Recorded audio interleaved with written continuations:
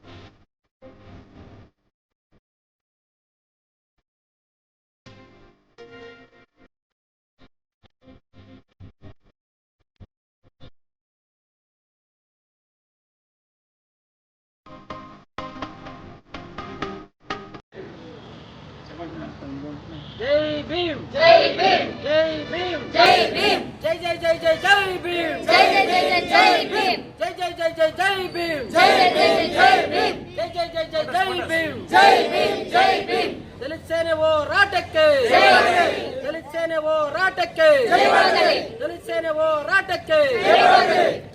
photo ಹಂಗೆ ಕೈ ಮೇಲೆ ಫೋಟೋ ತೆಗಿ ಬಿಡಪ್ಪ ವಿಡಿಯೋ ಸಾಕು ಫೋಟೋ ತೆಗಿ ಫೋಟೋನ